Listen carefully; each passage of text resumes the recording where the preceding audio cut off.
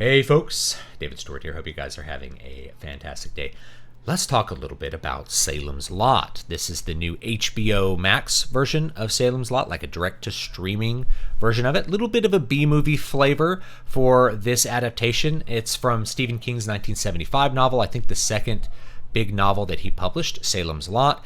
I don't want to go too exhaustive into differences between the book and the movie and which one was better. In general, I will say that I liked the book, though it's been a long time since I read it, maybe 20 years. And one of the reasons that I really liked the book is that it's a straightforward monster tale. You have a vampire monster come in, and Stephen King basically did it as a setup. What if what if Dracula showed up in modern day America? What would that be like? And then kind of followed that all the way through. So it's very much like Dracula. You have a vampire show up and start converting other people into vampires. From there, it takes on things kind of snowball and become crazier. So I enjoyed that more monstrous approach to vampires, a classic approach to vampires, which 1975, that wasn't like new or crazy or different then, but reading it in the early 2000s was really fun. I really enjoyed that because so much of the vampire stuff around that time looked at him from a different angle. All right, it was kind of like Anne Rice stuff, or maybe you had like Vampire Hunter D kind of things. Very few people just doing like straight vampire stuff. And when you did have something like that, like maybe Dracula 2000, it was always there's some kind of like hidden secret thing about the vampires to uncover that makes them different. You're always questioning the rule set of the vampires. This one, it's a really straightforward vampire tale in the books and in this movie. And that's one of the things that I liked about this movie, is that it's a really straightforward monster tale. And overall, I think it does a fairly decent job. And for people that are wanting just a straightforward monster movie and are okay with some of the lower production elements in the movie, including the acting, I think it would be a fun watch, with the exception of the final act, which I will get into. And that's one of the main places where I would really contrast the book and the movie, is how they chose to wrap up the story. So let me go through some of the other things first. First of all, I think it has a decent atmosphere. There's not a coherent visual language like if you're watching a Stanley Kubrick movie or something like that. There's not a coherent cinematography language that's being used, but rather lots of different techniques that maybe you've seen before, competently executed. There's some use of silhouettes against a kind of bright dusk sky that has been used before, and that lends to good atmosphere. They use lighting techniques where you're using blue lighting in order to light a scene and make it appear very dark, or give the impression of night, and that works generally pretty well. I will say the movie is overall a little bright for a movie that's supposed to have lots of darkness and night. The shadows are not very dark or black. It's not like film noir. Rather, the shadows are very blue and gray. It's what it is, but overall, I think it works. Most of the shot composition, I think, is good. It's decent.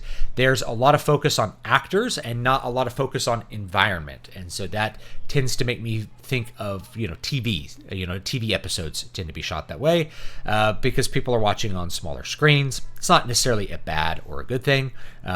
It's just how the director chose to shoot it. So overall, I think it was visually okay. The visual effects are a combination of practical effects, primarily practical effects for most things, and some added CGI. But the CGI is not like very complex. It's like glowing eye effects and things like that. Most of it is just done with practical makeup effects, and that's good. Even the like head vampire Barlow, who has a very gross look, kind of reminiscent of something like 30 Days of Night. In general, I think that the makeup looks good, and you're not seeing it so up close that you would notice any kind of flaws really in it. It's not the most extreme kind of makeup you'll see where it's really expensive, but it does the job for sure. And in general, we need the vampires to look spooky and scary, and that's what we get. That's what we get with it. So the atmosphere overall is good with the production choices. Let's move on to the story and the acting. So the acting is one of the weaker points of the movie. The lead actors, they just deliver their lines a little flat. The dialogue doesn't really jump out at you, so it's functional dialogue. It's not really interesting dialogue where you remember any of the lines, but rather it functions to push the story forward, for characters to express how they feel, to mention things that maybe will come up later, like I gave him my word that I would help, that sort of thing. You can't just run away. That sort of stuff is a very functional way of viewing a lot of the story setups, but none of the lines really come across as memorable, nor do the actors deliver them in a particularly great fashion. There are some veteran actors that I do think elevate the story, but they're very much minor characters. They're playing like Callahan, who's a priest that's really kind of pushed into a minor role for this adaptation. Again, you only have 2 hours to work with, so it's really hard to develop every character in a full way. But I did wish I saw more of him. You have the doctor, the sheriff. Those are all veteran actors, and they do a good job with in general with what they're given. We have child actors. Child actors tend to be a mixed bag. These child actors are okay. They're not like atrociously bad, but they're not they're not a kind of child actor that people really take notice of as being exceptional. They do a good job. They deliver their lines, and the writing kind of carries the story along, and that's good enough for most things. I will say the story, it's a slow burner at first, and the Stephen King book tends to be a slow burner as well. It takes a little while to ease into the creepiness of the movie. I'd say about the middle of the movie, we get some really good atmosphere, and we do have some good kind of creepy, anxious feelings that pop in. This is where more and more people are becoming vampires, and protagonists are starting to discover that there actually are vampires in town, and how they're going to go about doing them. They don't spend any time trying to figure out rule sets, really. They just are like, okay, it's vampires. We're just going to go with what everybody says about vampires. So crosses work against the vampires and are very powerful. The problem, though, with kind of skipping over this questioning of the rule set, right? Like when you have monsters, you have rule sets, and the rules are like, this is how you defeat the monster. You have to have this special way, right? There's a weakness. Is that, the crosses are powerful against the vampires, but at the same time, there's a character, Father Callahan, who uses a cross and it doesn't work, right? Because he doesn't have faith in it, and they don't really explore that. That's explored in the book. It's not very explicit in the movie. It just doesn't work for some reason, and then characters just don't use crosses the rest of the movie. So characters find things that work, and then they don't really use them. Then there's this one where a doctor gives herself a rabies shot and stops herself from becoming a vampire. How does that work? You just conjured that out of the abyss for just so that she could survive, and so that in a later scene a character could be like, quick, you have to give her a rabies shot to stop it, and it's too late. She's already becoming a vampire. There's no consistent rule set as far as even the crosses go, which is a little bit disappointing. And then, of course, for the convenience of the climax, the characters don't have crosses for the final battle. Why they would abandon that, I don't know. I think it kind of breaks some of Stephen King's rules, where if characters are stupid, they pay the price for it. The characters were being kind of stupid in the final act. So the big problem to me is the final act, the last third of the movie, and the climax. And it's not because they deviated so much from the book that's the problem. It's the way that they executed it. So first of all, like I said, they abandoned crosses. So the things which they thought, their strongest weapon against the vampires, they just kind of stop using. Stakes still work. And then they become very improbable stake stabbers. They're able to stab vampires that are trying to bite them and are apparently, supernaturally powerful. They're able to stab them quite accurately in the heart and kill them. Even when they're flying up in the air, when vampires are flying them up in the air, they're able to stab them in the heart. They're able to stab the head vampire in the heart while he's fighting everybody. So that's a little bit of a spoiler, but come on, this story's from 1975. So they become almost action heroes in the last third of the movie, which I can understand why you'd want to do that from a filmmaker's perspective. But we lose the atmosphere at that point, and we lose the fear of the vampires. Not totally. It's definitely an overwhelming force, but it's just an improbable amount of killing of vampires with stakes, rather than what you would do in a classic setup, which is you kill the vampire during the day when the vampire is weak.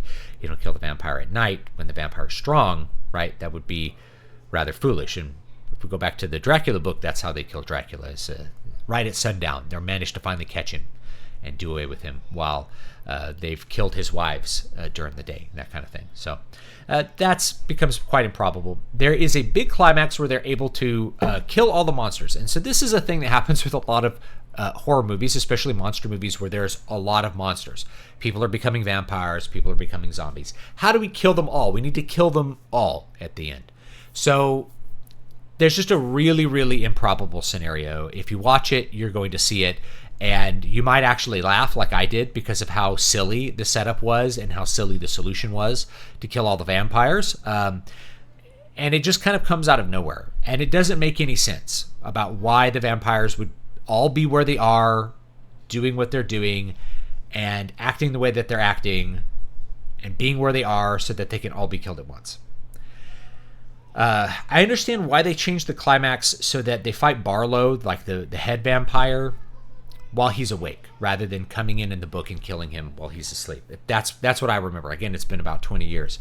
I felt like the book had a somewhat anticlimactic ending because they managed to kill the vampire, but it doesn't solve the problem. The problem is the town is too far gone. Virtually everybody's a vampire by that point, so they have to escape. They have to run out of town and run away from the vampires. So that feels a little anticlimactic. We don't really fight the bad guy. We sneak in and kill him, and then we run away. Well, in this one, they try to do that, but of course, the law of conveniences and inconveniences in stories, they happen to do this right at sundown.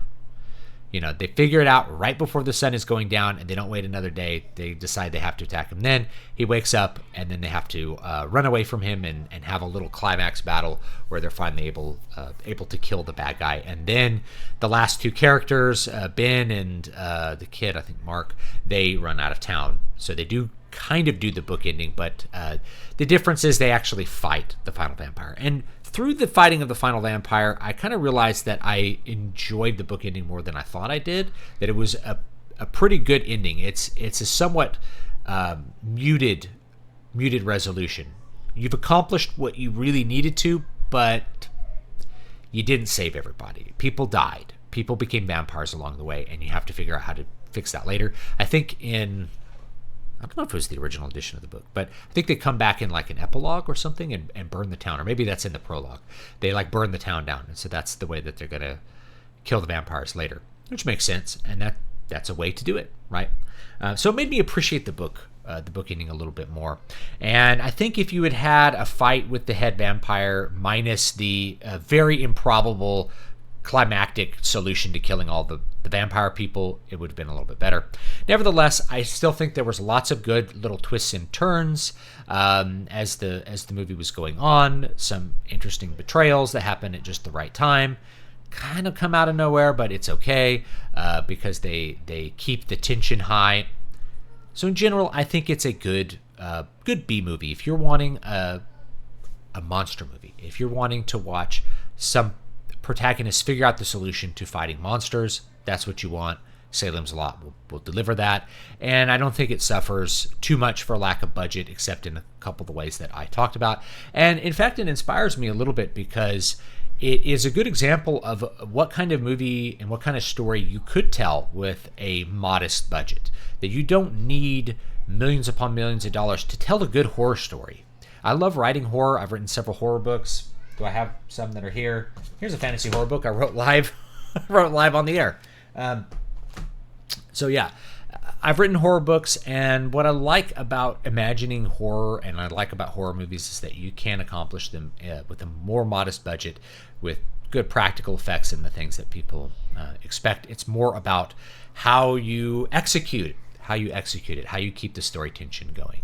And those sorts of things. So I will say the story tension was a little low at the beginning. It was good in the middle, and then things were, all hell break loose. Things were a little unbelievable in the final act, but take it for what it is. That's my opinion of it. Leave me your opinion down below. I'd love to hear what you guys thought about it, especially people who've read the book more recently and maybe remember clearly all the events from the book. It's been a long time for me for that, or people who watched other adaptations. I never watched the miniseries, so if you've watched that and then you want to make a comparison, I'd love to hear your thoughts on that as well. So let me know what you think, and I will see you all next time.